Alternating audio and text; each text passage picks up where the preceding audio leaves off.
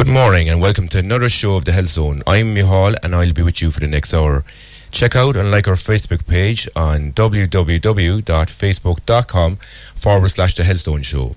Well, this week we're talking with the legendary Sonia O'Sullivan and sports psychiatrist Dr. Steve Peters about their own sporting careers, how to achieve success in sports and life, as well as how to train in a healthy and enjoyable way. In studio, we'll also be chatting with the Register of Exercise Professionals and Leisure World Health and Wellness Manager Mark McManus, who will be telling us how to train and enhance our performance in sport in a healthy way. Just listen to the interview I did with sports psychiatrist Dr. Steve Peters. He revealed to me about his Chimp model, how he can help people to deal with various things such as stresses of trying to achieve a goal. He also told me the difference of the mentality of a team player in comparison to an individual player. Here's a short clip from the interview. The rest of the interview will be uploaded later on today on www.mixcloud.com/The Health Zone. So today I'm chatting with Dr. Steve Peters, who works as a sports psychiatrist. Good morning, Steve. Good morning. So tell me a little about yourself, Steve. I'm a psychiatrist by trade. I trained as a doctor, worked in hospital medicine in the National Health Service for just over 20 years as a consultant psychiatrist, and then moved into sport just by chance. This started in 2001, and then I went full-time in 2005. Initially, I worked with the British cycling team up to the London Olympics, and obviously previous to that, the Beijing and the Athens Olympics. And since then, I've worked with about 15 to 20 national sports. And currently, I'm working with Liverpool Football Club, England Football, and Team Sky, the cycling team. I know you're the most well-known for being the author of the best-selling mind management book called The Chimp Paradox, and also the creator of the Chimp model. Could you explain to our listeners, Steve, what is the Chimp? Okay, the model itself was brought in to make life easy to understand what's happening inside our heads. As a clinical doctor in hospital, often people came in and they weren't ill. Some people obviously need medication if they've got depressions and so on. But a lot of people came in and they were just not clear about how they wanted to live their life, or they weren't dealing well with problems, or they weren't dealing well with emotions or thinking or behaviours. And I was saying these things we can manage by skill. We don't need medication for these. But to do that, it's quite complex, the mind. So I said, well, if you look at the mind, you've basically got three systems fighting to control you, and that is you yourself with your values and ideas, which I call the human in you. Then you've got this primitive drives, which also think for us and have their own agenda, so that I call the chimp. And then finally you have a third system, the computer, which is our automatic behaviours and beliefs, which the other two systems input. So giving a very simple example, I always use food because I think food is the one most people relate to. It's the chimp that's in us that destroys what we want to do. We say things like, I'm going to eat the right amount of food, I'm going to eat sensibly, I'm not going to overindulge, and then the chimp comes in and says, I'm having none of that, I'm going to eat impulsively, I'm going to eat as and when I want, and then we're left to pick up this feeling of regret and thinking, yet again, I've managed to overeat or not eat sensibly. And Steve, how does your model, say, help people performing to deal with stresses of trying to achieve a goal? Again, if you take a typical person that I might work with in sport, what commonly people experience, which is natural and healthy but very unhelpful, say in the dressing room when they're waiting to go out and compete, and what they as a human would want was just to be calm and collected, knowing that brings out the best in them. Whereas what our chimp brain will be doing was panicking and saying, this is going to be an all-or-nothing event, it will weigh me up, people will be judging me, I'm terrified of failing. And most people would say, I don't welcome these feelings at all, they're quite destructive to my performance in sport. I need to focus on the process and just concentrate on what I want to do and enjoy it. So what I'm trying to say to them is it's a skill base that I teach, not technique. It's where you recognize which part of your brain has got the blood supply and the oxygen uptake, and you learn to move that so that you start operating from the part of the brain and the system that you want to work with. So it's a case of learning what your chimp is like, what your brain is doing, and what works for you. It's very individual, it's very unique. So I don't come in with answers. What I do is ask the person to sit with me, and we discuss and look at what their mind is doing and work out for their individual, unique mind what will work for them. So I work as a team with the person. And what do you think is the number one reason why people don't achieve their goals, Steve? I think it's that we don't recognise we're being hijacked by part of our brain that's trying to help us but really isn't appropriate for situations we're in. And if we can recognise that is not us at all and distinguish ourselves from that part of the brain, which is automatic, then I think people can start to recognise their own potential and who they really are, as opposed to muddling themselves up with a machine that's imposing these feelings and thoughts on them. And when you've been sabotaged by your own chimp, how do you get it back in action again? Or there's various ways. So, for example, if it's something really stressful, it may be that you have to work with emotion, and the best way sometimes is to let the chimp out, actually safely exercise it. So get all your feelings outside so that express them, don't suppress anything, which we know is a common theme across all therapies for the last 50 years. And I'm saying that this makes sense from my perspective, coming as a sort of neuroscientist and doctor, to say that if you try and squash an emotion, it doesn't do you any favours because it seems to come out in other directions and other ways in your life. So the first way you deal with an agitated chimp is to try and express it and let it out. And often, and most of us have a common experience, that as we express what we feel and think, suddenly we gain perspective, which is what the brain will do, as our human brain will pick up and say, this is really an overreaction, or this is being silly.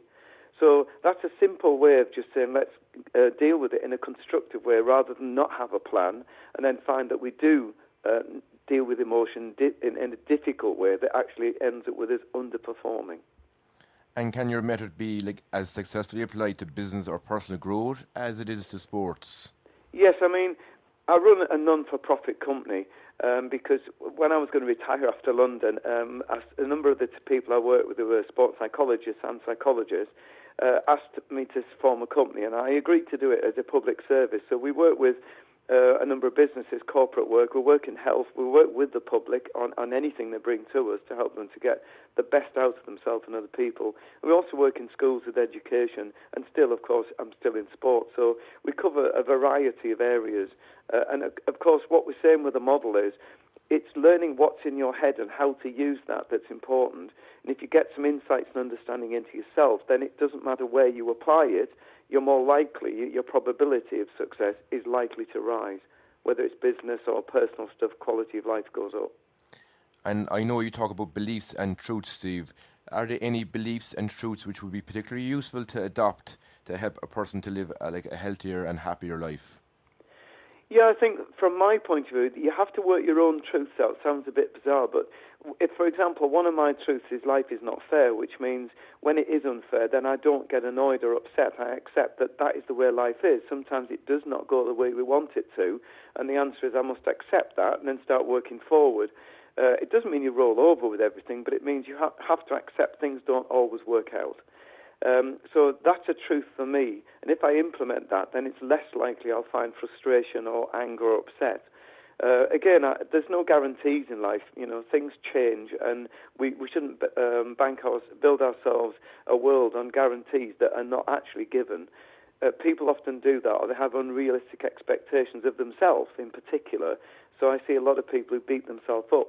Whereas again, one of my truths is, in life, all you could ever do is your best. And if you've done that, then you should be complimenting yourself and proud of yourself, and not beating yourself up because you didn't make a certain standard or you made errors.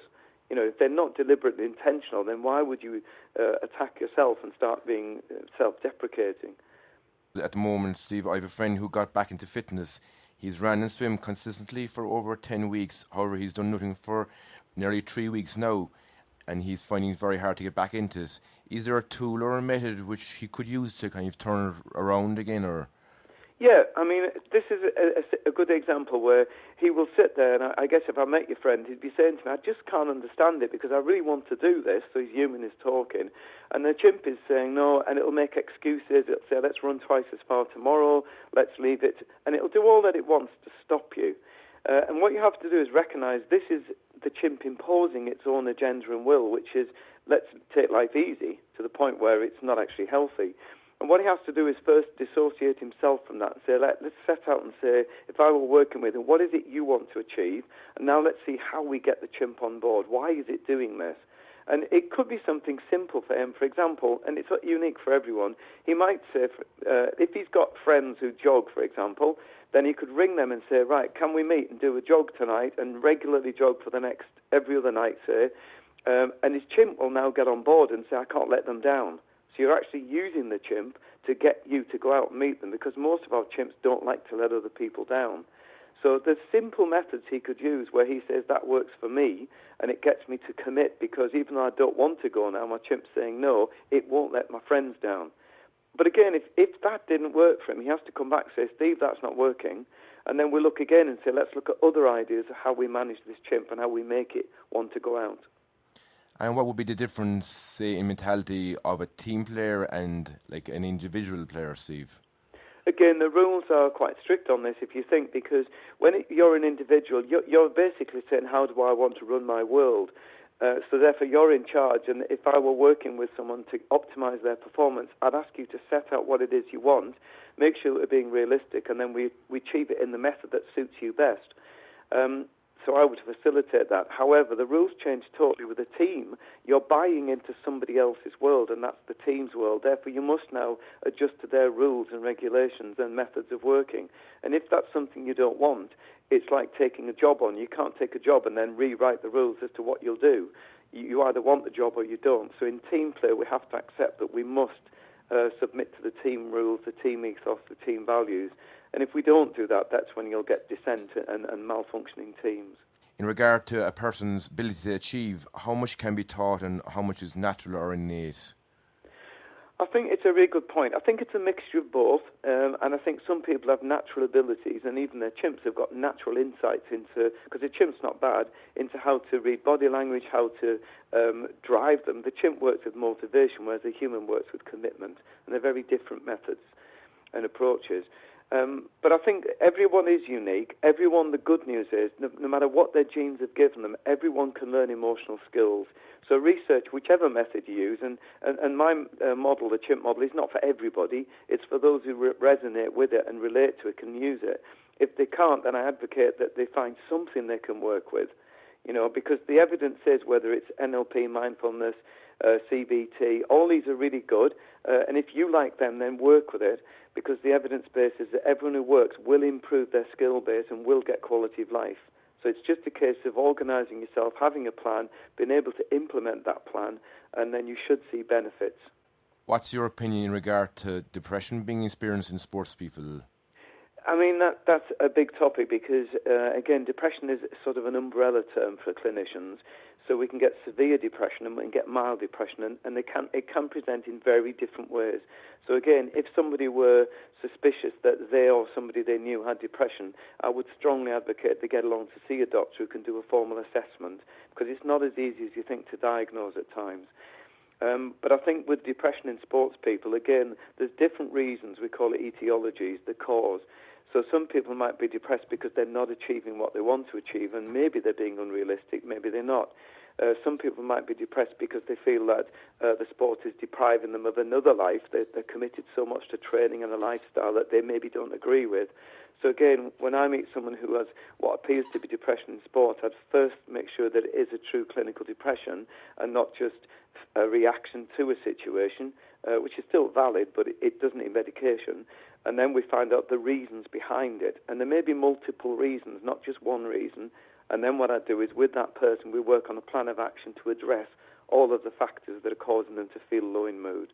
How can a professional sports person make that change from a full-time position to, like, say, retirement, Steve? That's, again, a very individual thing. And, again, what we try and do with sports people, and I do this with sports people, is look at retirement and say, look, focus on what you're doing right up till the day you stop doing it, because that's your job. However, we want to look beyond that and say, what are the type of things you're going to meet? What are the type of emotions you're going to meet? Because, again, taking a severe example, you would get someone who's right in the limelight, the press are following them, the nation's following them, and then suddenly they're nobody. The next day they wake up and say, there's nobody following me now, I'm just along with Joe Public. And my approach to that is to try and see that it doesn't matter who we are or what we do, we still have value and worth in ourselves, and we still can do things that fulfill us, whatever the level that happens to be, and no matter whether it's in the press or it's not in the public domain. And from what I've read, snooker legend Ronnie O'Sullivan doesn't have a passion for snooker as much as other snooker players. However, he still gets amazing results. Like, how does he do this? Well, again, Ronnie has given me permission, by the way, to speak about him. Otherwise, I wouldn't comment on people I work with. Great. But Ronnie does have a massive passion to enjoy his game. He loves snooker as a game. What he finds difficult at times is getting into these competition things where his chimp tries to hijack him and starts worrying about results and how he might feel and if he does a bad shot, and then he's very demanding of himself. And that's the chimp within him. But I've worked with Ronnie now, and it's been a privilege for about 4 years, and he's done amazing work on his own mind. And as it's a skill, some days he may get it wrong, but most of the time now he gets it right, and that means he can perform, enjoy his snooker, and it's obvious, it's self-evident that when you're enjoying something, you're more likely to succeed. So he's been someone I've loved working with and has had major successes, both in terms of the snooker results, but mostly for me and him, I think, in terms of his own happiness. In your own experience, Steve, which sports people do you feel you've improved the most and why? It's really hard to answer that because I think my successes come on the person themselves. Because if somebody comes in and says to me, I would love to get to the final of a county championships in something. Let's say it was a 100-metre sprint, and they say, what I'd like to do is be a county finalist. And they work towards that, and I'm part of their team. And we get them there, and I would celebrate. That would be a massive achievement to me, because what I'm really looking at, the way I measure achievement, is that the person has reached the best that they can do. And to me, to see that and see someone happy, knowing they've reached their best and are content with that, that to me is success. So whether that's a gold medal or a finalist in the county, or just even achieving something like being happy, that to me is a fantastic goal to achieve, and that would be for me amazing success. And what's the difference between a professional and an elite athlete? I think professional to me, well, I suppose the definition would be that someone who takes it seriously and acts in a professional manner all of the time. So that's a professional person, whatever they're in. Elite athletes, I guess people are looking at people who are right at the top in their particular field and are leading a life which is based, their finances are based on that. So it's actually a world that they are actually living in as a living. Who is the most naturally gifted person you've worked with? Wow, that's a big question. I mean, obviously, I've had the privilege of working with people like Vicky Pendleton, who is amazingly gifted. Chris Hoy, again, amazingly gifted. I'm working with Padraig Harrington at the moment, which is, he's gone public about that, and again, amazingly gifted guy. So I think when you look at this, I could keep going with a lot of people. It's a privilege to work with anyone, but it depends what you look at as gifts. I guess if I turn it on its head, I look at gifts as being someone who is naturally emotionally skilled, loves to work with other people, gets on with other people, deals with emotions in themselves and others in a really constructive way. To me, these are the superstars, and I'm glad to say most of the people I've worked with are in that category, so it's been great. And what's your opinion in regard to people using drugs to enhance their performance, and what do you think are the pressures which actually create this? Yeah, I mean, I'm part of the World Anti-Doping as an expert witness to them, and I'm also with the Great Britain UK TUE process, so I'm quite sort of involved in these areas. And for me, I don't want to judge people, but it is difficult when you're working with athletes who are obviously clean and they come up against people who are cheating. And I suppose I don't want to excuse anybody. A cheat is a cheat. But sometimes we all do things that we regret, and we look back thinking there may be many factors again involved. And I think you've got to take each case individually. But there are dishonest people in the world, and I think if they're dishonest, then that should be exposed. So it is difficult because obviously athletes who are running clean find it hard to go against people that we know have cheated and then confess to cheating. A lot of your success has come from working in athletics. Do you believe, Steve, your own career in athletics has been a key factor in this success? Well, I took up athletics very late in life.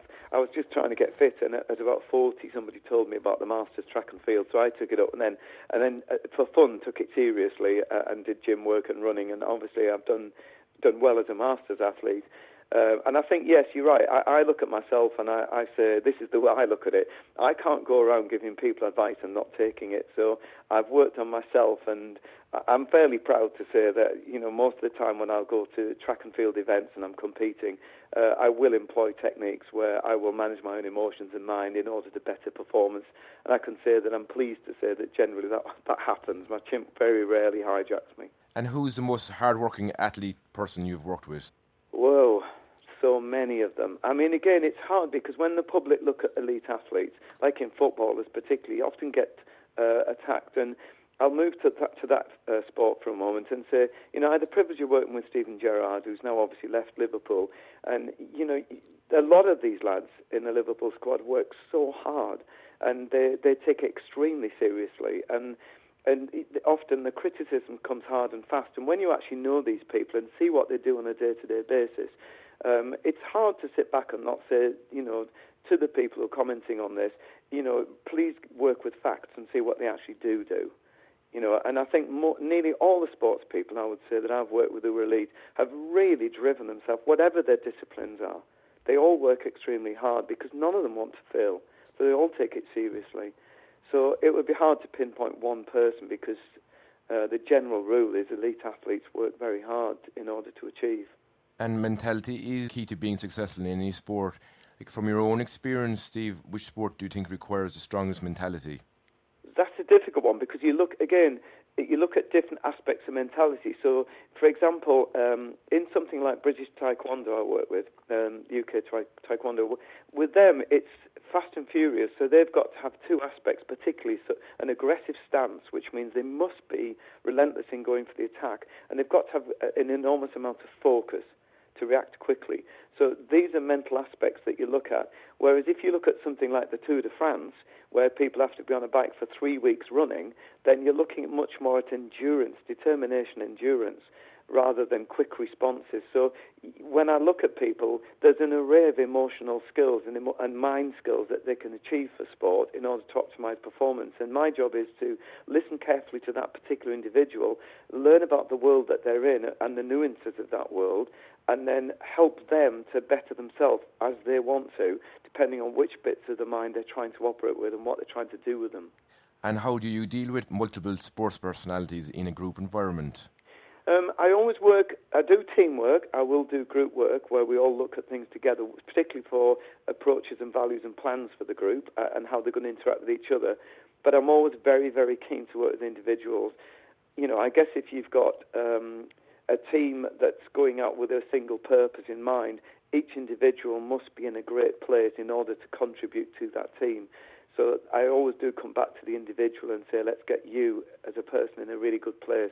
Then it doesn't matter where you go, professionally or personally, you are more likely to succeed. And Steve, how would you vary your approach for different players, such as quite introvert versus the more flamboyant, like extroverts? And that's a really good point, because this is why I'm saying about uniqueness. When I come to the table to meet someone, I don't sit opposite them. So to speak, I bring them round the table and we sit together looking at what it is they're trying to do, what their world is like, how they want to approach it, and then we discuss together what's the best way for you. And then it can be trial and error to say, well, how about this technique or this method or this approach? So we're trying to vary lots of things, but the biggest thing for me isn't so much techniques and methods. It's about understanding and insight into yourself, to start getting an appreciation of who you are, how you're dealing with your chimp, how you're dealing with your belief systems and emotions, and is it the best way, or how could you uniquely do that within the world that you're placing yourself? So I do work very, very much on a unique basis with individuals in what they want to try and achieve. And how do you plan on improving yourself and your athletes year on year? For myself, I do, every day I would take time out to really reflect. I think the big word is reflection, so that I can try and learn. So I constantly review how I'm doing with people. And people I work with, I'll ask them for feedback, you know, because it is a team. It's not me, it's me and them becoming a team. I always look to see, could I have done something better? Could I have done something in a different way? What else can I learn from this? So I'm constantly thinking things through and learn from errors. So if I make errors, there's no point in getting down about it or beating myself up. The constructive way to deal with it is to say, right, what can I learn from that, and how will I prevent any errors happening again? That's the way I move forward, and I do that on a regular basis. Every day I'll have moments of reflection during the day where I'm thinking, where am I up to at this point, and is this an effective way of using my mind? But I must emphasise, I don't do that 24/7. It would drive anybody crazy. I think there's time out. There's just moments when you need to stop and just readjust and think, let me get perspective and reality, and then let's go forward again in a more spontaneous way. And how would you help teams to develop belief and confidence in themselves? Again, realism. I think there's no point in having false confidence, because if we go out there saying, for example, with a human being, I believe I can win this competition, which may or may not be true, but that's just a belief that's not based on anything other than I'm in a good place to do it. Whereas even our chimps will object to that, because they're not bad, they're not good, they're just chimps. The chimp will ask for evidence at that point. It will actually say, well, where's the basis for this? And if you can't prove you're going to win it, which you can't, then it will start then undermining this. But we are creating that problem. What we have to do is say, I have a good chance, that's reasonable, but what is it I can do? And what you then base it on is, you base it on fact. What can we do? Factually, what's the evidence base that we are in a good position? What's the evidence base we can follow a process? How do we learn to focus? Can we manage that? These are the things I would focus on, not just focus on winning. You focus on the process of winning. Winning's just an outcome. It's a desirable outcome, so I'm not saying we don't dream, but I'm saying when you get into the battle, you actually forget the dream and focus on the process. How would you recommend to work with big-name players who are not performing? Again, for me, I would do what I'm saying is a functional analysis, which means look at every aspect. First, define what they're trying to do, define what works for them, define what they believe is stopping them, rectify that, find out how we're going to manage to get better insight into what's coming up. So you look forward and say, what are the barriers coming up? What are the hurdles? Are there any pitfalls? These are 3 words I use a lot. And then once you've defined them, plans of action, ready to deal with them. So in other words, you're almost doing like an emotional business plan going forward, rather than just barging forward and then hitting things and trying to deal with setbacks. You're better to pre-plan, and then if setbacks happen, most of them can be foreseen so that you're not caught off guard. And I know a number of athletes, including Pendleton, called you the most important person in their career. How does a statement like this make you feel? Very proud and very humbled. It's brilliant. Obviously, I know Vicky really well. She's a lovely person to work with and great woman. Very, very gifted athlete in many aspects. I think it's fantastic because obviously I went into the world of medicine initially to help people. And so when you've really helped something and made a difference to their life, then I guess most doctors will say that's what we went into medicine for. So for me to have somebody actually say, I believe that what we're doing together is changing my life or making a difference to the quality of my life, then for me that was my outcome objective right at the start, to make people have quality of life and feel happy, successful, self-confident, and so on. So fantastic feeling when people have achieved what they want. What is the greatest aspect of your job, Steve? I suppose the same point as the last one is to get people to get the optimum performance from themselves. And that, for most people, means having psychological well-being, a great state of mind, being happy, being content, being confident. That's what I aim for with people, really. But if they throw in, I'd like a gold medal on top, then okay, I'll take that on board. But I think it's probably obvious to most people that if you're confident, happy, and in a psychologically good place, the chance of achieving your dreams, whatever they are, start improving rapidly. What is the most difficult aspect of your job? The difficult bit comes when people either don't do the work that's needed, and therefore it's frustrating because they come back to me having not done the work, so therefore we're not likely to move forward because I don't have a magic wand. And I think sometimes people come in thinking I've got this magic wand, instead of the realism is I can only be as good as they're going to give me, which means it's building a skill base on them and reaching optimum performance. That's all we can do as a team. What we can't do is guarantee success on medals in terms of winning competitions. And I think sometimes people have that myth that when they meet me, I can turn them into winners. And I can't do that. What I can do is get the best out of them by them working with me, doing the work, and then we'll see what the best is. And the best may be 7th or 6th in a final, but that's good enough, or even a semi-final. But for me, that's realism. You can't put talent into people out of the blue. And how could your method of mind management help our listeners to achieve their dreams? I think what I'd be saying to someone who's listening and says, well, how do I go forward with this is, first of all, take it seriously. If you really want to improve, and it doesn't have to be drastic measures, it can be very simple things you do. It's not rocket science. make your mind up that you're going to look after yourself and start taking a little bit of time, it doesn't have to be a lot, to reflect on how you're looking after yourself and your emotions. And what are the things you're doing that are really helpful and what are the things you're doing that are really not helpful.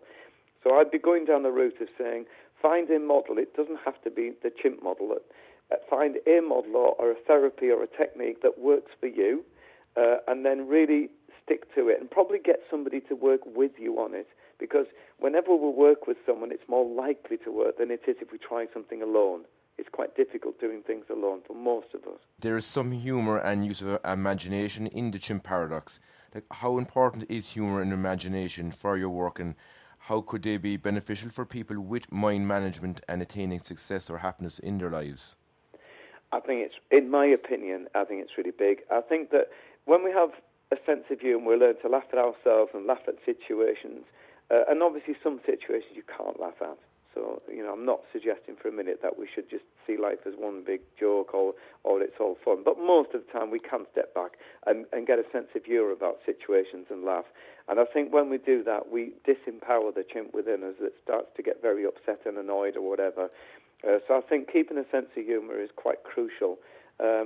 And getting perspective. I think that's the key things for me, sense of humour and perspective. But I still take mental health and emotions very seriously, but there are times where you've got to just lighten up a bit and say, hang on, life's going to go on for most of the time, whatever happens. And there's very few situations that are so serious we should be getting worried about them. And finally, Steve, you've reached the top level in your field of expertise. But like, for anyone looking to move to the top level of any discipline, they need an extremely strong work ethic, be motivated, intelligent, and be very passionate about the work they do as well. But what do you think are the most important factors of your success? I think, people have asked me this a lot, and it's very, very hard to know for yourself, because sometimes you can fool yourself with what are the factors. But I would say people who know me say I work too hard. I don't think for me I do, in the sense that I really enjoy working with people, so I thrive on meeting people. So for me it's more of a hobby than work. So I do work very consistently, and I do work a lot. But I also love what I do. I'm very passionate about helping people. And as I said earlier in the interview, I get such a thrill out of seeing somebody becoming happy or being successful that gives me energy again. So I think I've been very fortunate in having those two factors in my life, which have almost made this successful. Other than that, I think maybe a lot of luck, being in the right place at the right time. I don't really know. I guess it's for other people to analyse and say what's made me successful. That's great, Steve. Thank you very much. And Thank you very much. You're welcome. And if any of our listeners want to find out more about your work or your book, how could they do it? Well, again, I wrote the book as a sort of self-help manual or an insight into the mind, and it's just a fun way of looking at it with some serious undertones. And I'd be saying, read that, get hold of the Chimp Paradox if people want to try it. I do run courses for people, as I say, through the company, and we've got a website, chimpmanagement.com. We're just about to upgrade the website in about a week. So if people wanted to come along, they could come along, and then some of the tutors will take them through the steps of how to get better quality of life for themselves. But there's plenty of models out there. So if the readers think, oh, this sounds silly and I like the idea of a chimp or looking at the brain, I just want techniques, then I'll be saying to them, go out and get some of the books that are on the market, or go to groups that run these kind of therapies, and see one of them will resonate with you, because people deserve to look after themselves, and it's just sad to see so many people not getting the best out of themselves. Thanks so much for chatting with us today, Steve. I really enjoyed it. Thank you.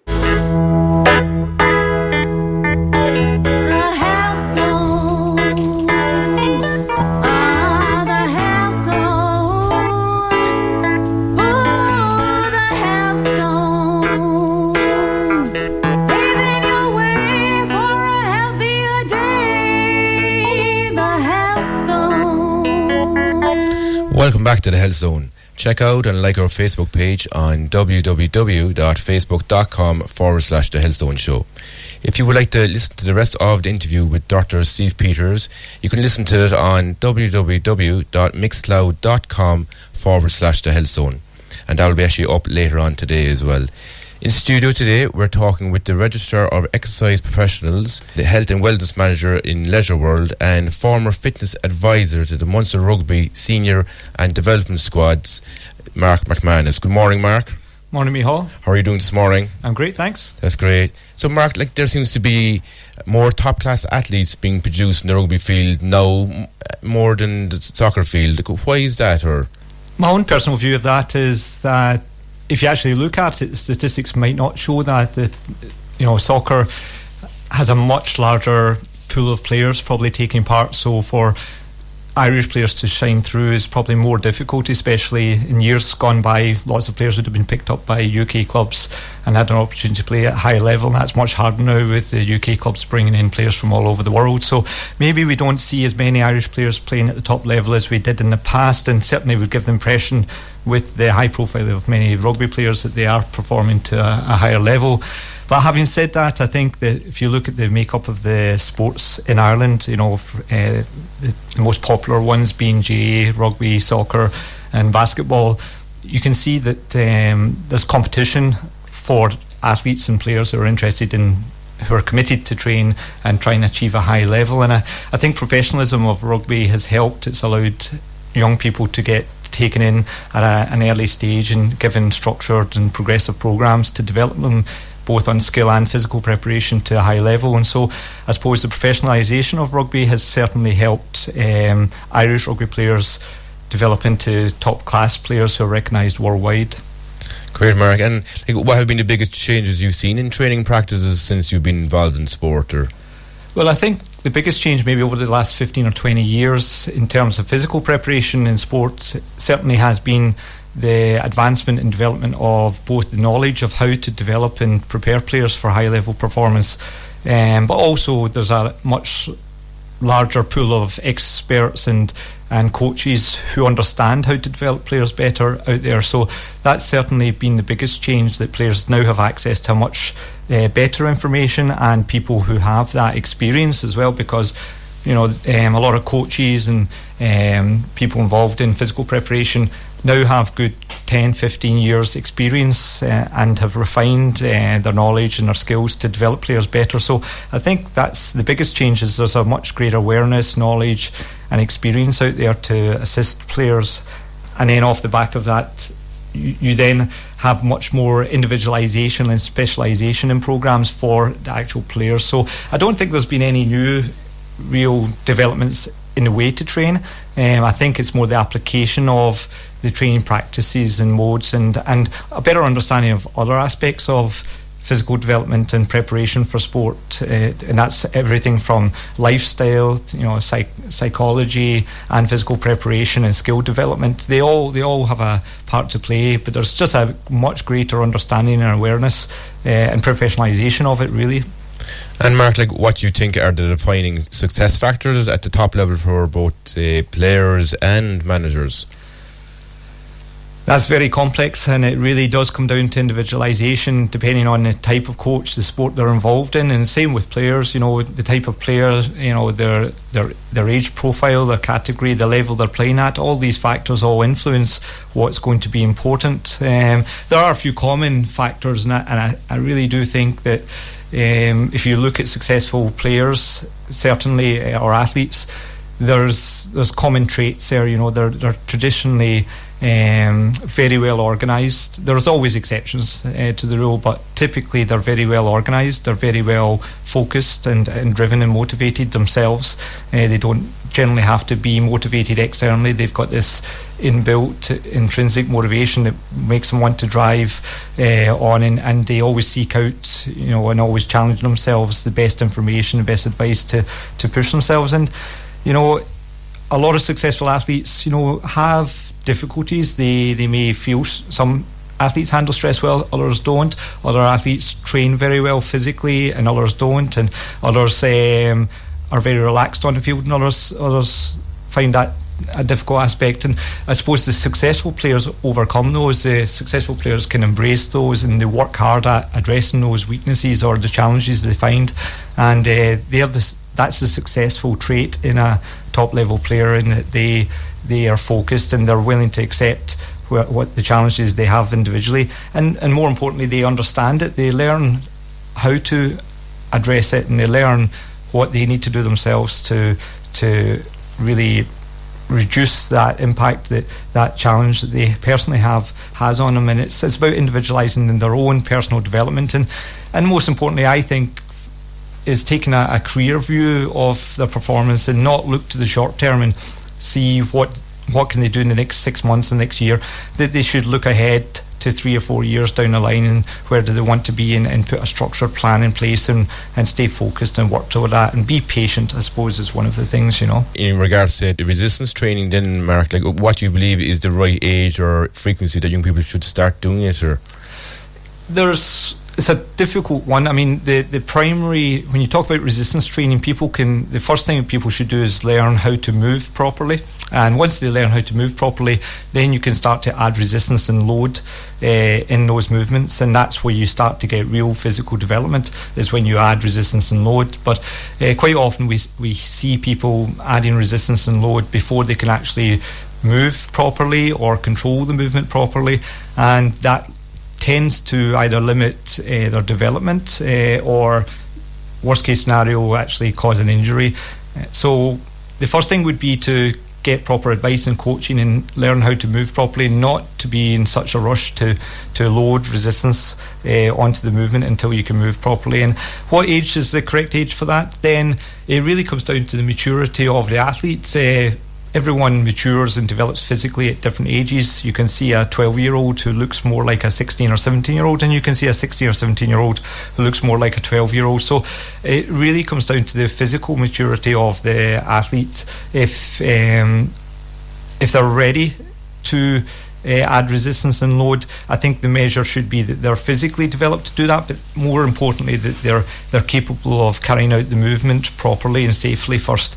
And once you can do that, then you can start to do resistance training for the age of 12, 13, 14, and when I say that, that's moving properly, and as that movement progresses, then you can start to add resistance progressively over a period of years, increase the load as you go, And what would be your suggestions, say, in terms of nutrition and diet in hand players' performance? Or nutrition and diet is an essential part of an overall lifestyle, and there's many other components that come into that. Hydration, sleep, stress, emotional control. All of these things have to be controlled and monitored. Nutrition is a very large part of that, and people often say, should I have more carbohydrates? Should I eat more protein? Should I eat more fats? And again, it comes back to that individualization. The most important thing is that they get appropriate professional advice, and an appropriately trained and qualified dietitian or sports nutritionist is the most qualified and person that they should seek information and advice from, rather than someone who goes to the gym or another athlete, because everybody is very individual, and unless that other person has the exact same lifestyle as you, is doing the exact same training as you, and their body has the exact same response to that training, then your nutritional requirements will be very different from that other person. So taking advice from other people, while it might give you an idea of maybe areas that you could develop and work on yourself, I certainly wouldn't be taking advice. But what's the simple things I would say to an athlete looking to tweak their diet and nutrition is, the first steps are really to make sure that as much as possible the food they are eating is as nutritious as possible.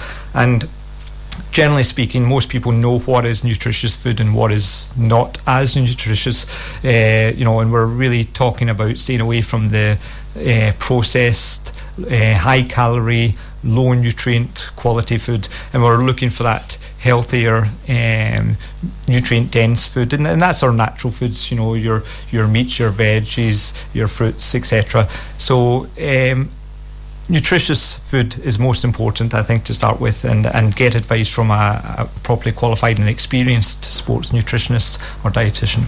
Great, Mark, thanks. And as you know, supplements such as protein and weight gainer and even creatine have become very popular over the last number of years. And so what's your opinion on this, and what age do you think young people and young athletes should actually start taking supplements? The age of taking supplements is quite easy and straightforward. I would argue that really it would be the exception for anyone under the age of 18, 19, 20 to really require any supplementation to their normal daily intake of nutrition. The only reason that you might consider taking supplementation at a younger age is if you've been recommended to do so by a dietitian or sports nutritionist. Outside of that, really, most of your nutritional needs should be met by your daily intake that you're having, and if you have that wide-ranging diet and you adjust the volumes to suit your training, then you should be able to get enough nutrition from your diet.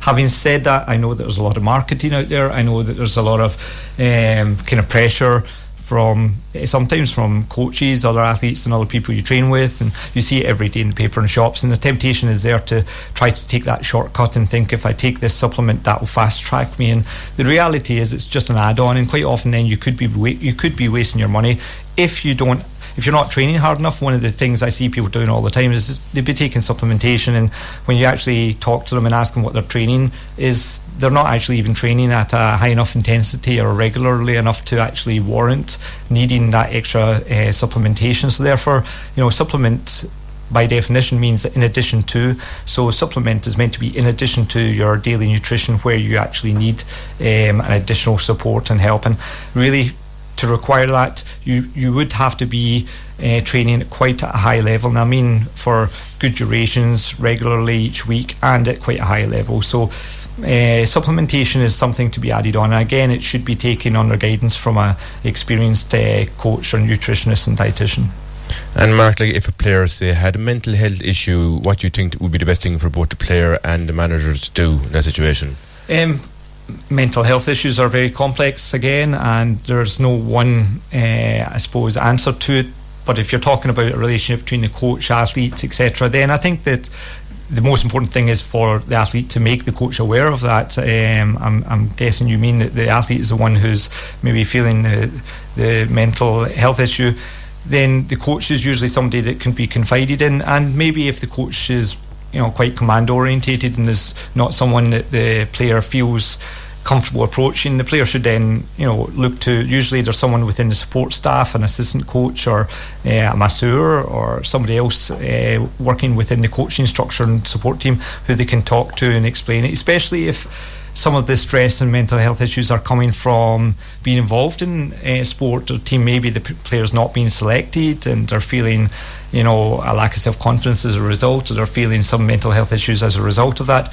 Then the key is to approach the coach and discuss it and be open about it, and then and seek professional help. There's plenty of professional help out there, and that is, but if it is related to sports performance, then confiding in the coach and talking to the coach or someone else within the support team who may be able to give some help and advice and allay some of those fears would be extremely helpful. But from a coach's side of point of view, if you're involved in coaching as well, I think it's very important that coaches are aware of the significant impact that their decisions as a coach can possibly have on a player's mental health as well, and that involves someone not getting selected, someone being selected and being put in a position of having to take maybe say a high pressure penalty, or a player who's on the field who has high expectation lumped on them as being the star player, or is an expectation of making a significant contribution during the game.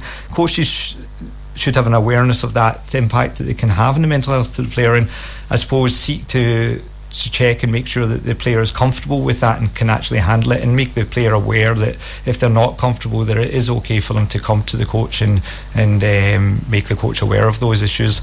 And quite often the coach, if they communicate properly with the player and explain clearly maybe why those decisions were made, why a player wasn't selected to start, why a player was substituted, why the coach is all of a sudden asking this player to play such a lead role within the team, then that can help avoid mental health issues. And just finally, Mark, we're just nearly out of time, but I guess, what's the best health and fitness advice you could give to our listeners? Health and fitness advice, I always look at it as a continuum. So you start with being healthy first, and then progressing into developing fitness, and then developing into performance if you're that way inclined to compete or to take part in sport. So I think if you don't have that healthy lifestyle where you've got that adequate sleep, good nutrition, you've got your stress and emotional control under control, then I think, and being physically active regularly and just moving well, then if you're not healthy, if you push to be fit, and do regular training, at some point you'll either limit your fitness development, or you'll risk, getting unwell, maybe through getting a flu or a cold, the body being kind of run down and under pressure, because you don't have that healthy lifestyle to support the increased physical activity. And then certainly for performance, unless you've developed that healthy base and then built on that with some reasonable fitness level, then if you start pushing to perform, then again the body will likely break down, common cold, flus, maybe niggles in the knees, injuries, shoulders, back, old little injuries that were sitting in the background. Once you start to push, flare up, and you start to get recurrent problems with it. So I think it's a continuum. Focus on being healthy first in the short term, adopt those healthy lifestyle patterns, plenty of sleep, hydration and good nutrition, then get exercising regularly, and that will develop your fitness, and have a good mix of fitness, cardio fitness to develop the heart and lungs and cardiovascular system, and then your resistance training as well. Do some light resistance training and develop that, and then if you want to train more regularly and take part in some low level competition, then develop that steadily, and take a long-term approach. Take a 12-month or a 2-year approach to where you are just now to where you want to be. Thanks so much for coming in today, for chatting with us, and really enjoyed it. No problem, you're welcome. Thank you, Mark. So, that was Mark there from Leisure World. Please don't go away, because up next we're talking with the legendary Sonia O'Sullivan, who will be telling us all about the low and high points in her career. She also reveals why she appreciates her World Championship wins more now than back then. She also mentions where she loves to go for a run in Cork. Let's listen to the one and only George Isra with Budapest.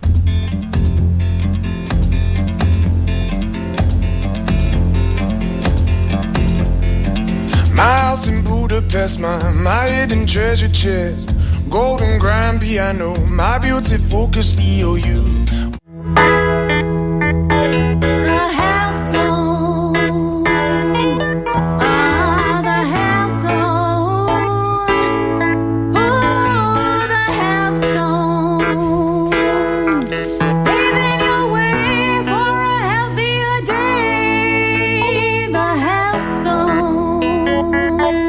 Welcome back to the Health Zone. Check out and like our Facebook page on www.facebook.com/The Health Zone Show.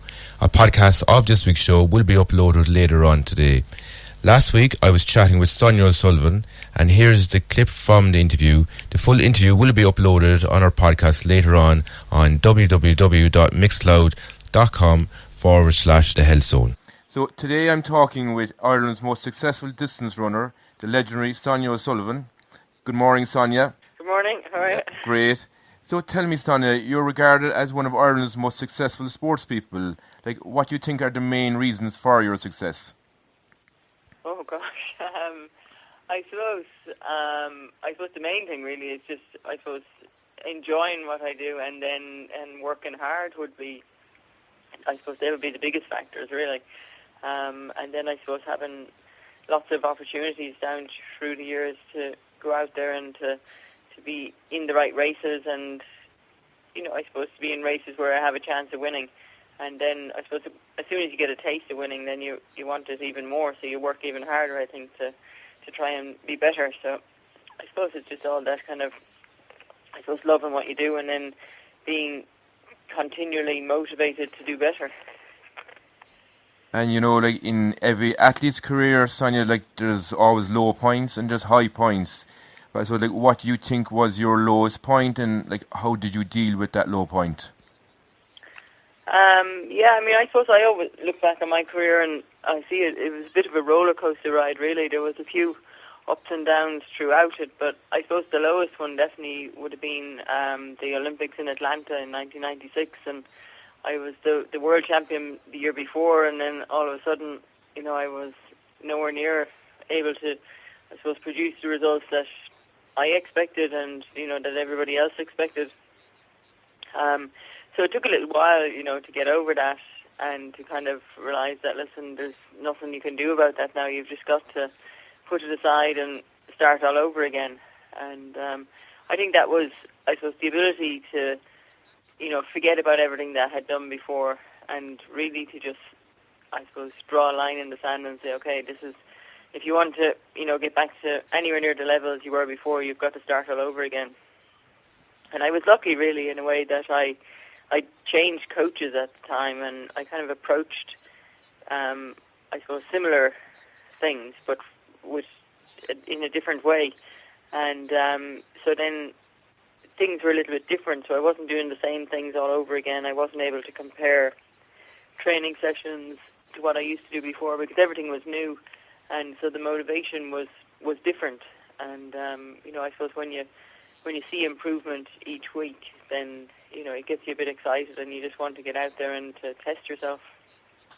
And it was like, what was your highest point, say, in your career, Sonia? There was a few highs, Yeah, a lot of them, actually. I suppose early on, like in 1995, winning the World Championship, and then even in 1994, I broke like a whole load of Irish records. I think something like 5 in 2 weeks one time. Wow. It just seemed like, nothing could go wrong, and every race was kind of better than the last one. And then I suppose after the low of Atlanta, to be able to come back and win the World Cross Country in 1998, the long race and the short race in the same weekend, and then eventually the third attempt, the Olympics in 2000 here in Sydney, to be able to go out there and to, I suppose going into that, I really just wanted to run well. I just wanted to get a good result, and I put in a lot of hard work, and I never really thought about kind of winning medals or being the best. I just wanted to get the best out of myself, and I suppose to come away with a medal of any colour at that stage after trying two Olympics previous to that, I was really grateful for that, and felt like I suppose the silver that night, it was nearly as good as gold, and it was absolutely better than coming away with nothing. Yeah, fantastic. And I know you, like you said in your interview recently on Marathon Talk, Sonia, that when you look back now at your World Championship wins, that you appreciate them more now than back then. But why do you say that? I think when you're at the best in your career, you're always thinking about what's next, and it's like being a little kid. You're just so excited about everything that you're achieving that you continually want to know what's coming next, and you don't want to stop and kind of I suppose enjoy it, because you feel like you lose the momentum then. So I think once you're on a bit of a roll and races are going well, you just want to keep going, and it's not just about winning championships, but I think also pushing yourself and trying to see how fast that you can go. So whenever these opportunities arise, you want to be ready for them. So I think I was always somebody who I didn't want to stop until I could run no more for the season. So I would run myself out and just keep running, probably every second day a lot of the time, just to keep seeing, how much faster I could run, how many more races I could win. And I thought it's a big buzz that you get going around from different cities all over Europe and racing every second night. And, it was really, a fun time, and I really enjoyed it. So never really wanted to stop, because I knew as soon as I stopped in the season that, it would be very hard to get going again. And I know, during that talk as well, you mentioned that, the first feeling that you got, when you won something was more of a sense of relief rather than jubilation. But how come that happened there? I'm sure a lot of people would feel like that, because what happens is that you put in a lot of hard work and you train really hard, and you know what results you should get, but that doesn't guarantee that you will get them. So when you do actually achieve the results that you believe that you deserve, or that you've earned because of the hard work that you put in, then it's just a sense of relief that you're actually able to go out there and do it, even though beforehand everybody else kind of thinks there's no doubt you're going to win this race. But I know when I stand on the start line that there's 14 other girls there, and they've all trained hard as well, and if I make one little slip up here, there'll be people there ready to kind of take advantage of that. So everything has to really go perfect, especially in those championship races that only come around every few years. And I can imagine you're under like a lot of pressure like around that period of time in your life, Sonia. But like, how did you manage the pressure back then? Well, I think it was probably a lot easier for me back then. I spent quite a lot of time in Teddington, just outside London, training, and so I wouldn't have been aware of a lot of the pressure and the expectation of people in Ireland. Of course, I knew, that people did expect me to do well, but I wasn't kind of dealing with it every day. I was able to kind of get on with what I needed to do, and then when you go to the championship, you're kind of hidden away from everybody anyway, because you just spend time, in the village or the hotel, and just between there and the track, and you don't really communicate a lot with people in that time. You just kind of go through your own little routine and try and visualize things the way you want them to work out, and then when you're preparing for the race, you just do all the very same preparations that you would have done for races that you ran before, and everything worked out well, and even similar preparation that you do for training sessions, every week of the year. What would you think is how important the right attitude and the right set of beliefs are in regards, say, to running and even winning races as well, Sonia? Yeah, I mean, you have to have a very positive mindset, I think, because everything doesn't go perfectly, and there's definitely little hiccups and little things along the way that can throw you a little bit, and so I think you have to be really strong, and you have to be able to block out things that could distract you. I suppose, I don't know, things with your friends or your family, or things that could kind of interfere with just thinking about what you're doing. If you allow yourself to get distracted, and I think I often, you might get a message or an email or something that give you something to think about that you really didn't want to be bothered about. But I used to always be able to, as soon as I went to the race hotel, just be able to block it all out and forget about it totally, because I would be so focused on, the reason I was there. And I suppose just from the minute you arrive in the city of a race that you're going to run, you start the countdown to the actual race, and you're kind of filling every hour and every minute of the day has got a specific, I suppose it's just the routine that you follow, and one thing leads to another, and time goes by, and before you know it, you're at the track and ready to race. Was there any times that, say, you felt that you didn't have the right attitude, say, in terms of... Yeah, I mean, there are plenty times, absolutely, yeah. And the worst thing was that I would know. And, there was not a whole lot you could do about it, because you can't just kind of put your hand up and say, no, I'm not right, I can't run tonight. Because, there is that expectation, and, as much as deep down that, it's not going to be easy tonight, and there's a chance that this is definitely not going to work out, I think you still have to line up, and you still have to give it a go, because there's a slight chance that maybe your mind is playing games with you. And but I'd say more often than not, when I would know that things were not going to be right, then they wouldn't be right. And often that would be if there was, if you had an injury, or you weren't feeling well, or maybe you didn't have a good track session the week before. So all these things have to kind of line up, and they have to be going in the right direction, so that when you line up for a race, that you're very confident and ready to go out there and do the best you can. Many people would regard you as a sporting hero, and deservedly so, but who is your own sporting hero, and why? There'll be different people down through the years, but the people who I would have looked up to when I was growing up would be, people like Manus O'Sullivan and Frank O'Mara, who, they were Irish athletes who were winning world indoor championships back in the 80s, and that was when I was kind of first becoming interested in athletics and, starting to be competitive myself. So, I definitely looked up to them, and then I was really lucky to spend time with them, the first few Irish teams that I was on. So they were there to kind of, I suppose, show me that they were just normal, and, they just trained and did things just the same way that I did. so it made it easier for me then to believe that if they can go out there and win world championships, why can't I?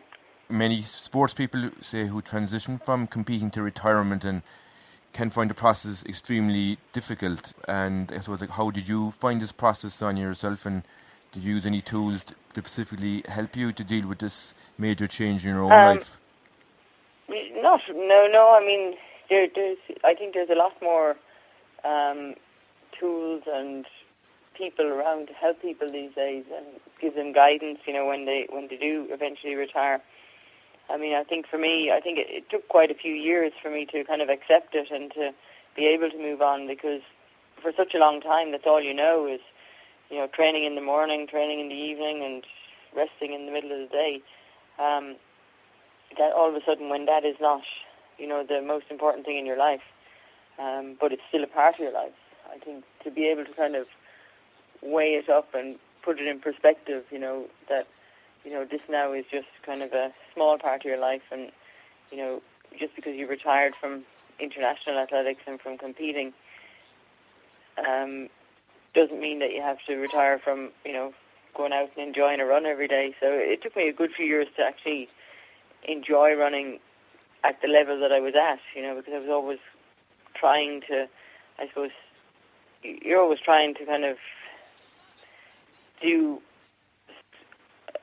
get a purpose to the actual running that you're doing. And there definitely came a time when I was training a lot harder than I was racing. And I think that was when I realised that, what I was putting in, I wasn't getting, the results weren't coming out the other end. So I definitely had to question what I was doing then, and to kind of gradually transition over into kind of, spending more time with my family and looking after the kids a bit more, and, they became a lot more of a priority, and all of a sudden the running just kind of became a bit of a hobby for me, and, that's what it is now. I really enjoy running, and I do everything I can, not to get injured, because, a day without running isn't the most fun day. Yeah, brilliant. The use of drugs in sport is a huge talking point, especially in athletics, Sonia. What do you make of the recent Alberto Salazar allegations and the Nike Oregon project? I mean, I think, there's a lot of, I suppose, advances in the technology and knowledge that people have these days, that they're always trying to kind of get an extra edge on everybody else. And, I think the Nike Oregon project was set up, I think a lot of science behind it, and they definitely wanted to, do everything that they possibly could to get the best possible results out of athletes. And, I mean, from what they say, they do everything, they don't do anything illegal, and, you have to, I suppose, believe that until proven otherwise. But, I think they definitely have a lot of, I suppose they have a lot of support behind them to support the athletes. So, I think as much as when I was training hard as an athlete, the training was the most important thing, and the fitness. I think now the recovery is equally as important, and I think people have kind of figured that out. And, it's a bit more scientific, definitely, than when I was out training, and we did use a bit of science, but I don't think we kind of interpret it as well as people do these days, and do everything possible to recover from the hard sessions so that you're ready to go back out there and train hard again, I suppose either the next day or 2 days later. Do you think the drug enhancing culture has improved or deteriorated over the last number of years, Sonia? Well, it's a bit of a minefield out there, because it's hard to know. I mean, the what do you call them? The testing and everything is always improving, but as much as it's improving, there's still people getting caught for drugs every year. So it just seems. I mean, people always say that the cheats are always one step ahead of the testers. The testers believe that they're getting one step closer, so maybe they were 2 steps ahead before, and now they're only 1 step ahead. But I don't know. I think it's one of those things. You're either an honest person or you're not, and if you're an honest person, then I think, your conscience wouldn't allow you to cheat, because you wouldn't believe that the results that you're getting are your own, and it'd be very fabricated, and it'd be hard to live with yourself if you did that. So, I think you have to believe in some of the athletes that they're doing everything, I suppose they're doing everything cleanly. Of course, everybody has to take different supplements for recovery, and I suppose it depends on how close to the line people are willing to go and the risks that they're willing to take where they might get caught. Do you think there was any point of time which you think that the drug was used in sport at its worst, or? Well, I think it definitely goes through waves. Sometimes it's really bad. There's been years where, blatantly obvious cheating, I think, in distance running, and then there's other years where it's more obvious in sprinting. So, it seems now that some people do seem to go on forever. Brilliant. There has always and always will be continuous improvements in training methods, Sonia. It was like from when you began your career to when you finished your career, what was the biggest change or improvements in training methods for you? For me, I think the biggest changes was me understanding the training and being able to interpret it for how I was able to cope with different training levels. And like I said before, I think the recovery and the understanding of recovery is greater than the actual training, because everybody thinks that they have to go out and train really hard and, continually train hard day after day. But it's been proven, more and more every year that the ability to recover between training sessions and between races is what allows the body to get out there and to perform better than constantly, banging your head against the wall and training really hard. And, I definitely would have been of the mindset to go out there and train hard most days. Very little time I would kind of be able to take a rest. I had very few days off because I suppose I didn't know what to do with myself on a day off. You just felt you were missing something if you took a day off. You find you're going around trying to justify why you're taking a day off. Whereas nowadays, I think people, they take days off, but they do other things. Like they may go do, recovery sessions in the pool or on the bike. And whereas we just did stuff like that when we were injured and didn't really kind of, I suppose, use other methods of training as recovery methods and, to, I suppose, keep your mind at peace, but allow your body to recover. And Sonia, what do you think was the biggest obstacle for you that you had to overcome in your own career?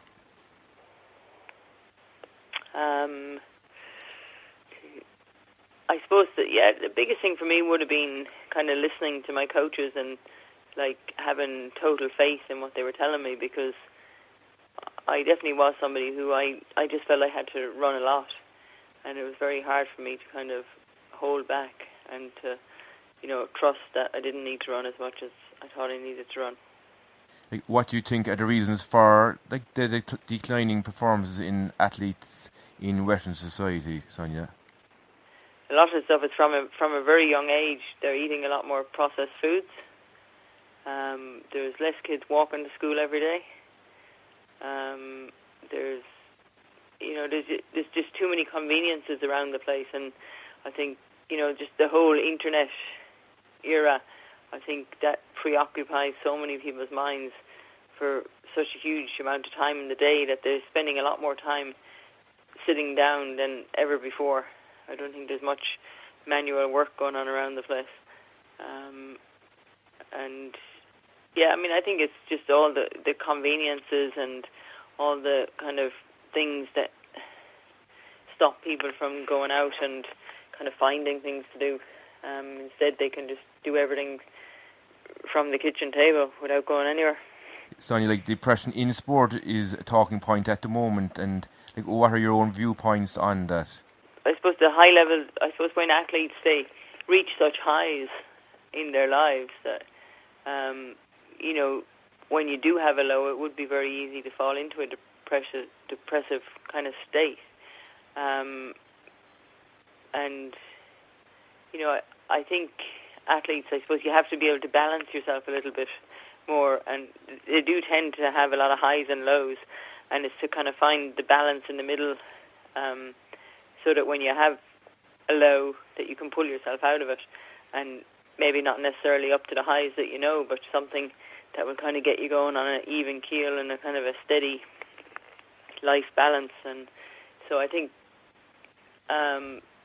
one way, I suppose, to address that is for athletes to have a bit more of a balanced lifestyle, rather than everything is all about the sport, that you need to have other things in your life as well.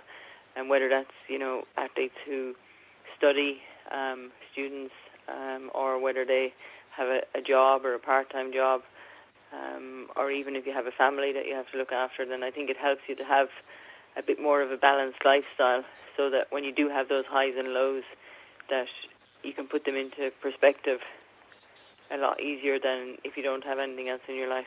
Do you think, Sonia, that enough is being done, say, to help people, say, if they experience this, and even to highlight the problem as well, like in the sporting side of things? I mean, I don't really know. I mean, I know it's definitely being talked about a lot more now, which obviously will help a lot. And it probably, when people talk about how they feel and issues that they have, particularly sports people who, I suppose, would be out there as role models for not just other sports people, but for a lot of, other people who enjoy watching sport, and they have these sports heroes. I think it just kind of brings the reality of how, I suppose, these people that we all look up to, like top sports people, that, they are normal as well, and they have ups and downs in their lives. And I suppose it just kind of shows you that everybody is human, and, everybody doesn't go out there and everything work out perfectly for them every day. That you just have to kind of, I suppose everybody has to have somebody who they can talk to, and somebody who understands them and who can help them if they do have these things. Because, when you're out there as a top athlete, you do feel a responsibility that you have to be seen as the kind of superhero all the time, and, you can't have bad days, or you can't be seen to be unhappy, whereas, there's nobody in the world goes around happy 24 hours a day, every day of the year. So I suppose in a way, maybe athletes, sometimes you need to kind of express that a little bit more, rather than always be showing the positive and everything is great and no problems here, until, things really kind of explode or implode and things go wrong. Running is quite a lonely sport as well, like, isn't it? It is, but then running is also one of those kind of very much a antidepressant. You would hear so many people talk about it these days that, running is the kind of new thing that gets everybody out there thinking positive and feeling good about themselves. And like, I know myself, if you have any days where you're kind of having doubts about going for a run, and you eventually convince yourself to get out there and go for a run, and you come back home and you kind of think, why was I talking myself out of that? Because, you feel, those days I think you feel much better when you eventually do get out and run, and you kind of question yourself, why would you possibly think that you shouldn't go for a run? Exactly, if it's the best thing for you, yeah. It's like a kind of a magic thing. Once you go out there and give yourself a couple of minutes to get into the rhythm and the enjoyment of the running, and probably get away from things that are bothering you, or the doubts and fears and any negative thoughts you might have in your mind, and you just get out there and you look around and you warm up and you just enjoy, being out there by yourself with your own thoughts. Then I think, anything, I suppose, that you're not happy about in your life, it goes away. And even if it's just for that 1 hour of the day where you go out there and you feel fantastic, at least people have that to look forward to every day. They say that the hardest thing is thinking about it, isn't it? It is. That's what they say. And if you have to get up really early in the morning to go for a run, the hardest thing is those first 2 steps out of the bed. Yeah, exactly. Yeah. So once you put your shoes on and go out the door, then it's no problem. On a side note, Sonia, like, who was your greatest competitor or rival, like, when you were running? I had a few different ones down through the year. I mean, we definitely, I think Gabriela Szabo from Romania, I had quite a good few runs with her. And then before that, Yvonne Murray from Scotland.